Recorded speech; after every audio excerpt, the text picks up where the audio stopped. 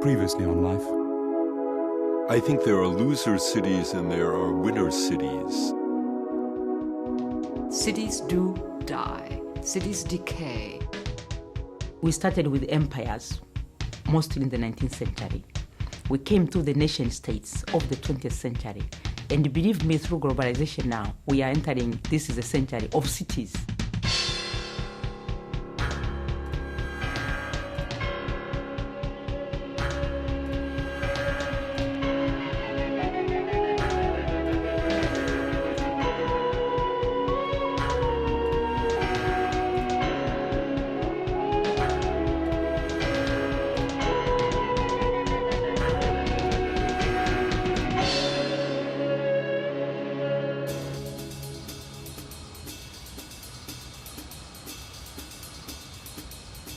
Welcome to this edition of Life, and welcome also to Barcelona, said to be one of the most successful cities in the 21st century, and certainly one of the most popular tourist destinations in Europe.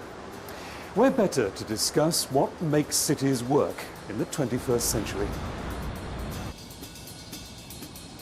Barcelona is a city by the sea. It's also an old industrial city that could all too easily have become a burnt-out Rust Belt town left behind by the globalized world. What saved Barcelona was a progressive city council which planned for and invested in the future, renovating derelict neighborhoods and the old docks without destroying the city's old Catalonian charm. Barcelona is a city of 3 million people, which could have had 3 million visions of the future. But the city listened to people's hopes and fears and produced a single coherent vision, which so far has been a remarkable success. The man who has the job of turning that vision into reality is José Acevedo, who's enlisted the help of world-renowned British architect Richard Rogers.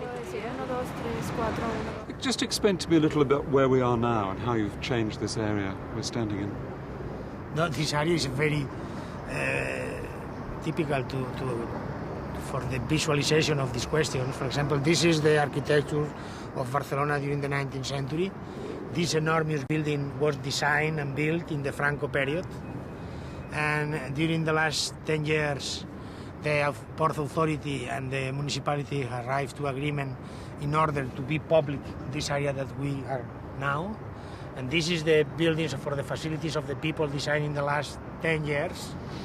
And in the other side, in the Olympic Village, we have the possibility to relationship the city with the sea, because Barcelona has been always in the edge of the sea, but for the citizens has not possible to arrive to the water practically till the 92 operation. Richard Rogers, what are your feelings looking at this landscape around us, which could have been an old, burnt-out, Rust Belt industrial waterfront, couldn't it? Well, I love Barcelona very much because of what it has done in the last 20 years.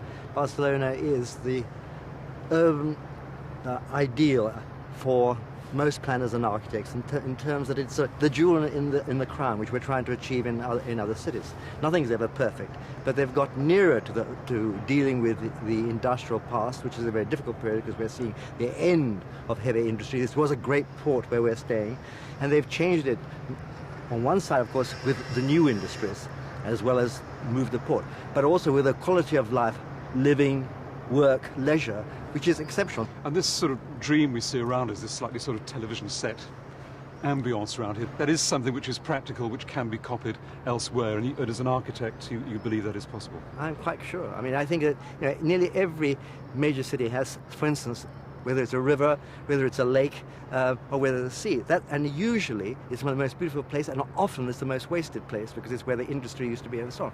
So that's using an asset, a God-given asset, and making it really tell in the everyday quality of life.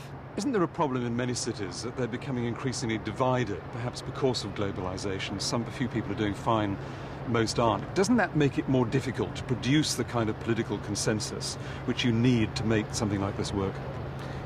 Globalization is good and bad, because the good news is we can now start going to one end of the. You can go to Seattle, or you can see it on television if you like.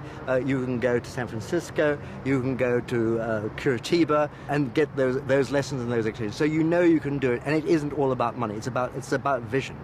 The bad side of it is when you get private investment who have no interest except for a quick buck.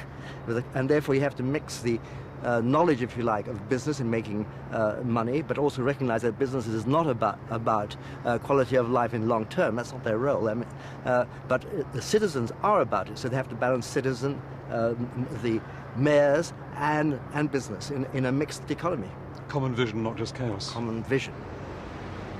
So, Barcelona, the dream city. Not the case, perhaps, for quite everyone who lives here, but it is a decent working model, maybe, for the rest of the world. Now, here with me in the studios of Catalan Television to discuss the future of cities and towns in this urbanised and globalised century are José Acevillo, the architect-in-chief for Barcelona, who you've just met, Gary Lawrence, who had the thrilling but surely sometimes nightmarish job of actually being an urban planner. Gary was planning director for the city of Seattle on the Pacific coast of the USA. He now runs his own firm, Sustainable Strategies and Solutions, and he advises cities around the world. He was also part of the US delegation to the 1996 UN City Summit in Istanbul. Kalpana Sharma is deputy editor of the Hindu newspaper in India. She writes on environment and development and specialises in cities and the urban poor, which is the subject of her latest book, Rediscovering Dharavi. Michael Parks is here from the UN Centre for Human Settlements, known as Habitat. That's the organisation responsible for coordinating this week's 5-year review of the UN City Summit in New York. Barcelona, the ideal city, it can't be that simple, can it?